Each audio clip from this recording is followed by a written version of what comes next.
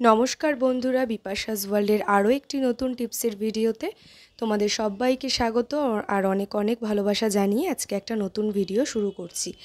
আজকের ভিডিওটা কিন্তু খুব হেল্পফুল হতে চলেছে তোমাদের জন্য বন্ধুরা। প্লিজ ভিডিওটি কেউ স্কিপ করো না, প্রথম থেকে শেষ পর্যন্ত দেখতে থাকো, তাহলে দেখবে সংসার জীবনের এমন অনেক কাজ যেগুলো কিনা একটু টিপস বা বুদ্ধি খাটিয়ে করলে কিন্তু দেখবে কাজটা অনেক সহজ হয়ে যাচ্ছে আর তোমরা অনেক কঠিন কাজ থেকেও কিন্তু খুব সহজেই রিলিফ পাবে। চলো শুরু করা যাক আজকের ভিডিও। প্রথম টিপস দেখো, এটা হচ্ছে আমার রুমের জানালা। তো একটু বাইরের পরিবেশটাও তোমাদের দেখিয়ে ভিডিওটা শুরু করছি। এই দেখো, কি হয় এখন প্রত্যেকের বাড়িতেই তো প্রায় এরকম চ্যানেলের জানালা, মানে শাটার দেয়া জানালা। তো এগুলো তো কি হয়, এগুলোতে কিন্তু ওই যে বলে যত মডার্ন জিনিস তত পরিষ্কার করতে অসুবিধে। তো এগুলোতে কিন্তু আমাদের রেগুলার পরিষ্কার করা যায় না, যেটা সত্যি কথা কারোর পক্ষেই সম্ভব নয়। কিন্তু যখন পরিষ্কার করি তখন কিন্তু অনেকটা টাইম লেগে যায়, 1 ঘন্টা লেগে যায় একটা জানালা পরিষ্কার করতে, যেটা আমার আজকে লেগেছে।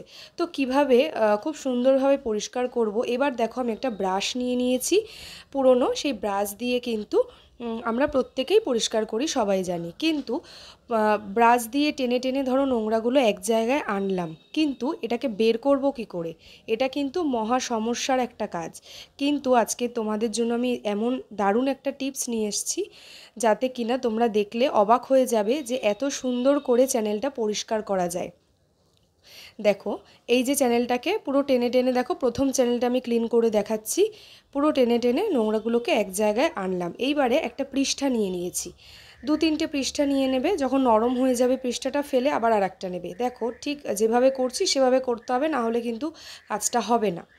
এইবার চ্যানেলের মধ্যে আমি কাগজটাকে ঢুকিয়ে দিলাম, ঢুকিয়ে দিয়ে ব্রাশটা দিয়ে দিয়ে এরকম টেনে নেব। দেখো কতটা পরিমাণ নোংরা উঠবে, তোমরা অবাক হয়ে যাবে দেখে যে এত সুন্দরভাবে কিন্তু নোংরাগুলো উঠে আসে, কোনো ঝামেলা হবে না। দেখবে তোমাদের কোনো সমস্যাই হবে না এই নোংরাগুলো তোলার জন্য।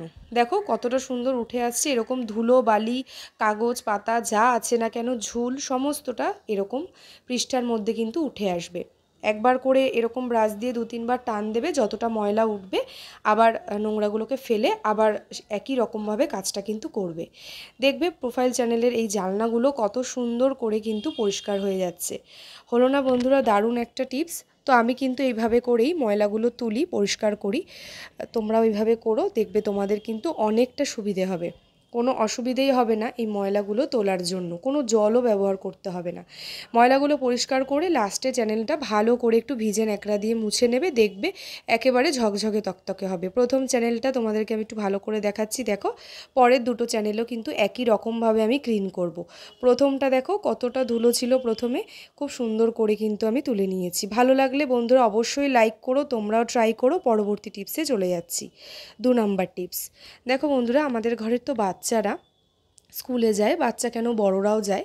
তো ছেলে হোক মেয়ে হোক, তারা যে স্কুলে যায় ওদের ইউনিফর্মে কিন্তু এরকম পেনের দাগ কিন্তু লেগে যায়, অথবা কালারের দাগ, কালার পেন্সিল, কারণ ওরা লেখে ড্রয়িং করে, এগুলো কিন্তু হতেই পারে ছোট বাচ্চাদের।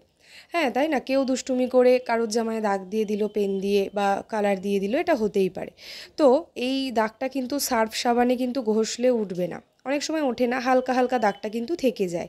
তো যাতে একেবারেই উধাও হয়ে যায় ম্যাজিকের মতো, তারই একটা দারুণ টিপস দেখাবো। নিয়ে নিয়েছি কোলগেট, সাদা কোলগেট হলেই বেশি ভালো হয়। তো আমি এই কোলগেটটা টিপসের জন্যই ইউজ করি, তাই এরকমই একটা ছোট এনে রেখেছি।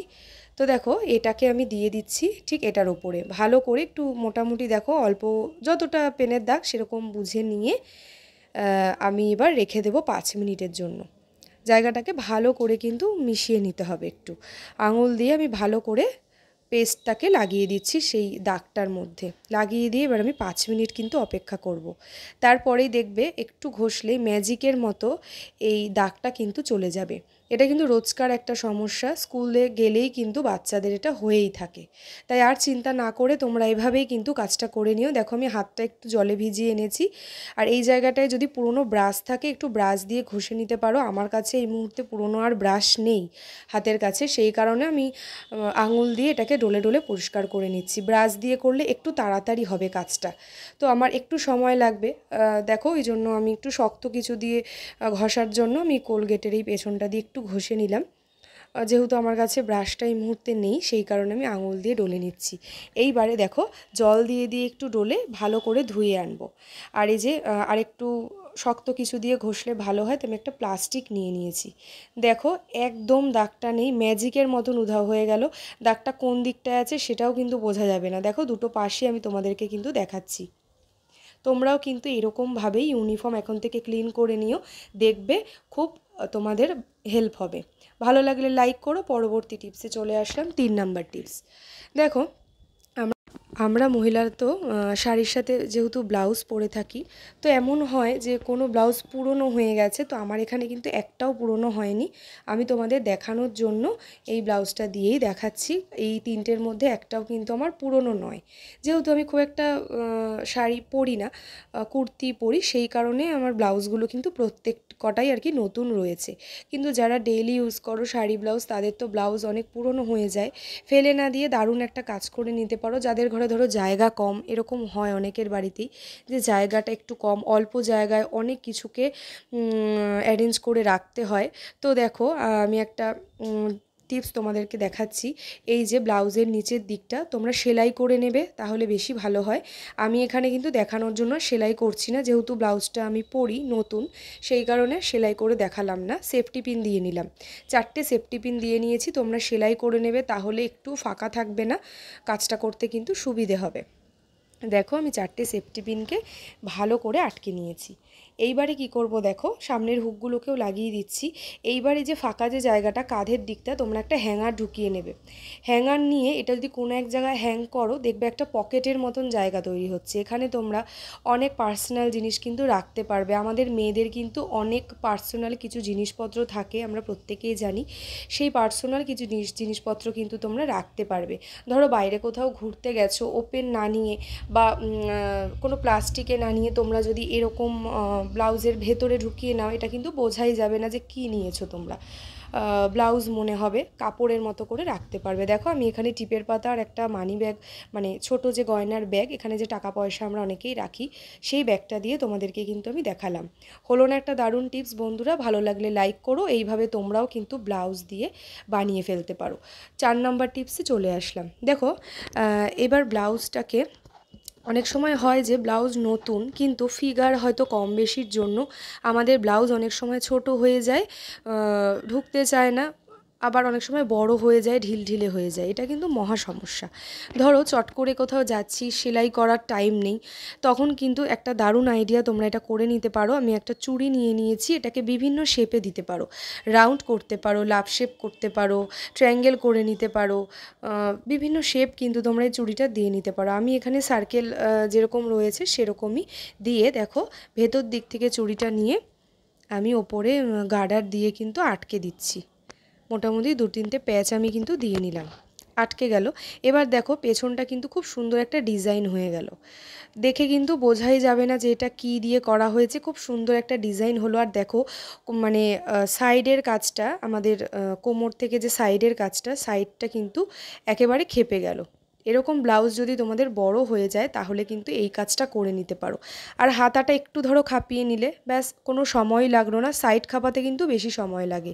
তাহলে বন্ধুরা এরকম চুড়ি দিয়ে কিন্তু তোমরা ব্লাউজটাকে অর্গানাইজ করেও পরতে পারো, নতুনত্ব হলো।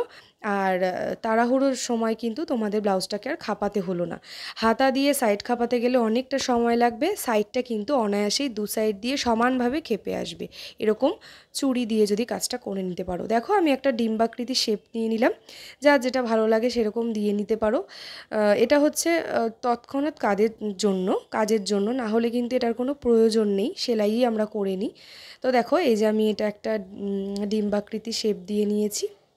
এই যে এটাকে এরকম দিয়েছি, দেখো দেখতেও কিন্তু বেশ সুন্দর লাগছে, সাইডটাও অনেকটা কিন্তু দেখো ছোট হয়ে আসলো। হলো না বন্ধুরা দারুণ টিপস? তাহলে ব্লাউজ কিন্তু পুরনো হয়ে গেলেও ফেলবে না, আর খাপিয়ে নেওয়ার সমস্যাও কিন্তু আর হবে না। ভালো লাগলে বন্ধুরা অবশ্যই আজকের ভিডিওটিতে একটা লাইক করো। আজকের ভিডিওর কোন টিপসটা তোমাদের সবথেকে বেশি ভালো লেগেছে সেটা অবশ্যই কিন্তু কমেন্ট করে আমাকে জানিও। ভালো লাগলে অনেক অনেক শেয়ার করো সবার মাঝে। আর আমার চ্যানেলটিকে ভালো লাগলে বিপাশাস ওয়ার্ল্ডকে সাবস্ক্রাইব করে পাশে থাকা বেল বাটনটা অলে প্রেস করে আমার পাশে থেকো। আর যারা এতদূর পর্যন্ত আমার ভিডিওটি দেখছো তাদেরকে অনেক অনেক ধন্যবাদ আর অনেক অনেক ভালোবাসা জানিয়ে আজকের ব্লগটা এখানেই রাখলাম। পরের দিন দেখা হচ্ছে নতুন ভিডিওর সাথে। আর ততক্ষণ তোমরা সবাই খুব ভালো থেকো আর সুস্থ থেকো। দেখো এই ব্লাউজটাকে আবার এরকম ডিম্বাকৃতিটাই আমি লম্বালম্বিভাবে লিখে রেখেছি। তোমরা লম্বালম্বি হোক আড়াআড়ি হোক যেরকম ডিজাইন চাও সেরকম দিয়ে নিতে পারো। দেখো কত সুন্দর লাগছে দেখতে বন্ধুরা। ভালো লাগলে লাইক করো। পরের দিন দেখা হচ্ছে নতুন ভিডিওর সাথে। আর ততক্ষণ পর্যন্ত তোমরা সবাই খুব ভালো থেকো আর সুস্থ থেকো। আজকের মতন এই পর্যন্তই।